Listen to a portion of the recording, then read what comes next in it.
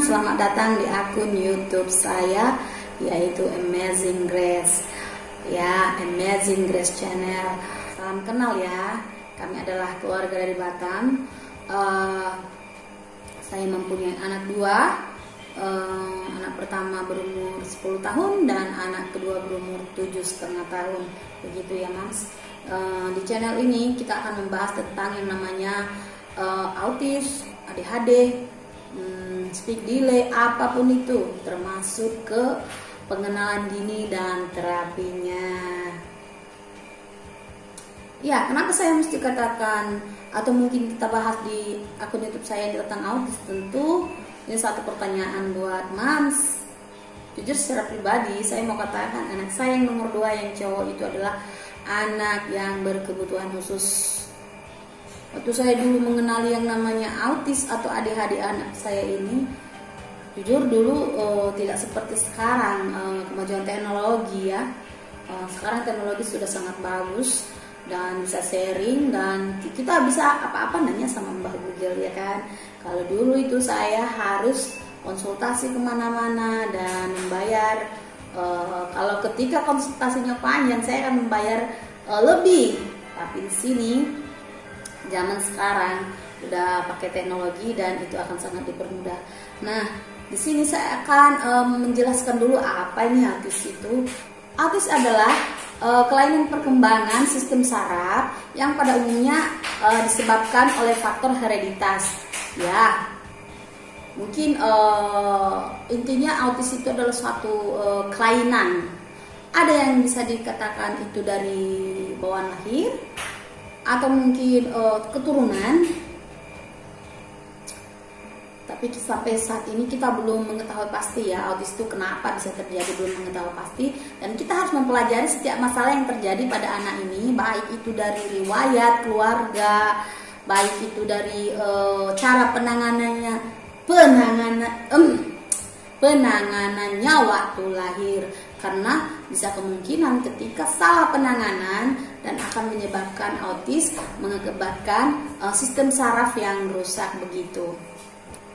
Pada umumnya autis dapat dideteksi sedini mungkin.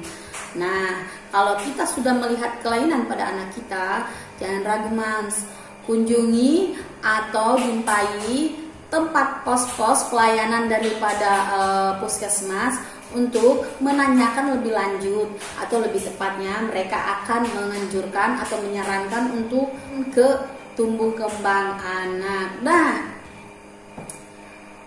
karena memang di puskesmas sendiri sudah ada yang namanya poli tumbuh kembang anak. Jadi Mas boleh tanya di sana lebih detailnya apa sih, kenapa sih penyebab anak bisa begini. Mereka akan menyarankan bagaimana caranya, kemana Mams perginya. Itu akan lebih baik. Sebelum kita membicarakan lebih dalam tentang autis, saya mau cerita nih Mams. Anak saya itu yang cowok, dulu semenjak lahir dia, kebetulan anak saya ini lahir dalam keadaan kurang umur, lebih tepatnya 8 bulan lebih seminggu. Dia harus terpaksa dilahirkan, proses operasi sesar ya Mams, karena selaput pembungkusnya sendiri sudah bocor dan segera harus ditangani, karena memang dokter sendiri takut melama-lamakannya, takutnya air kedepannya nanti dipompa sama jantung saya sehingga mengakibatkan racun ke saya. Jadi keputusannya pada saat itu adalah operasi, membutuhkan pertolongan medis yang sangat serius, dan dia dimasukkan ke ruangan NICU di mana begitu banyak prosedur yang harus dilakukan untuk membantu atau menunjang kesehatan anak saya kan begitu. Saya tidak tahu persis bagaimana, yang tahu suami saya. Anak saya ini bisa dikatakan normal lah ya. Dia bisa berjalan 1,5 tahun dan saya rasa itu masih normal. Itu adalah umur yang wajar, jadi saya tidak ada yang mencurigakan. Sampai umur 2 tahun dia itu normal, sudah bisa menghitung 1 sampai 10 dan kami tidak curiga. Genap sudah 2 tahun, masuk ke 3 tahun, sama sekali dia tidak bisa berbicara. Suara ada, dia tidak bisa komunikasi 2 arah. Dia hanya asik sendiri, terus tidak mau bergaul dengan teman-temannya yang lain. Saya sudah tidak sabar lagi dan berusaha sendiri bagaimana caranya sehingga saya menjumpai, pergi ke puskes dan menanyakan itu, dan saya dialihkan ke tumbuh kembang anak. Di situ saya diberi penjelasan bahwa anak saya ini autis. Jujur, saya tidak percaya. Anak saya dibilang termasuk kategori autis. Saat itu saya pikirkan tidak mungkin. Sedih memang. Bisa dikatakan sedih, bisa dikatakan marah. Saya nggak percaya, dan saya katakan mereka tuh salah. Ya, saya pada saat itu mengatakan mereka tuh salah. Dan di situ dokter sendiri mengatakan perhatikan gejala-gejala yang sering berulang-ulang dia lakukan. Dan di situ jujur, Mam, saya berdoa. Ya, saya berdoa. Gak mungkin, Tuhan, apa iya? Saya marah sama Tuhan. Saya marah saat itu. Saya bilang, saya orangnya baik, saya orangnya rajin ibadah. Gak mungkin, no way, ya no way. Dari dokter itu sendiri mengatakan perhatikan apa kebiasaan ibu yang sering dilakukan berulang-ulang, dan perhatikan pola tidur dia. Nah, saya perhatikan, saya baru sadar rupanya anak saya ini ada gerakan berulang-ulang. Nah, gerakan berulang-ulangnya ini dia. Nah, itu dia gerakan berulang-ulangnya. Situ saya sadar dia kenapa melakukan tepuk tangan berulang-ulang, kenapa dia menggigit-gigit bajunya, kenapa dia gak mau diam. Dan saya pun memperhatikan lebih serius lagi, kenapa anakku ini gak pernah tidur jam 9 atau jam 10 malam. Bahkan dia tidurnya itu jam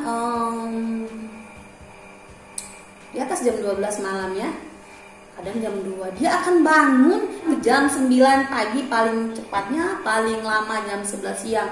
Dia sudah melewatkan yang namanya sarapan pagi.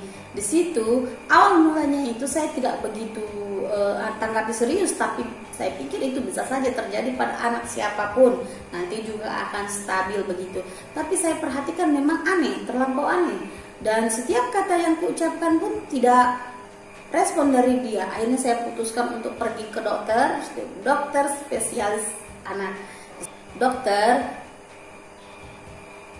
mengatakan anak saya betul-betul seorang yang namanya autis, di mana dia mempunyai gangguan atau kelainan saraf, sistem saraf, sehingga dia dapat melakukan sesuatu di luar kendali dia, di luar kontrol dia. Perlu Mams ketahui, autis itu ada banyak dan ada banyak macamnya. Autis itu tidak bisa kita katakan hanya yang fisiknya tidak oke, atau mungkin yang sedikit gimana ya.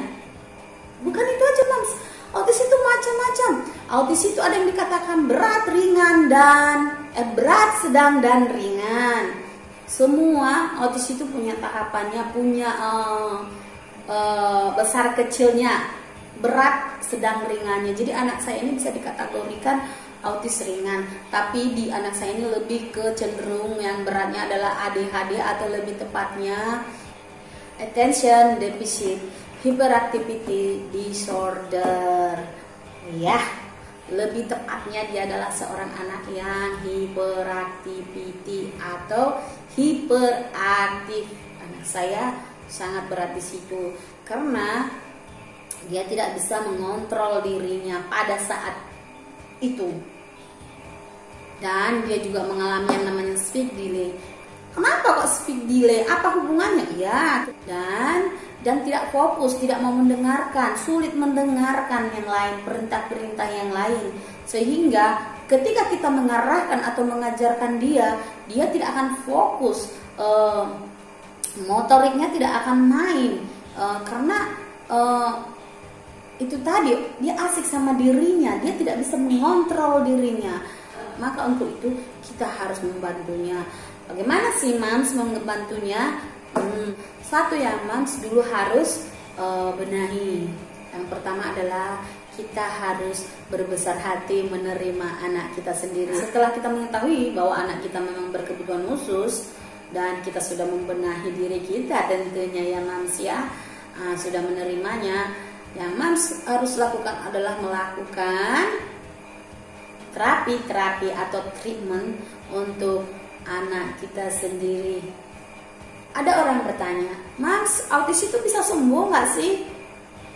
Nah, perlu Mams ketahui, autis itu tidak bisa sembuh, tapi bisa mengurangi. Pada umumnya, anak yang mengalami autis, seberapapun sembuhnya, tetap akan meninggalkan sisa-sisa dari autisnya tadi.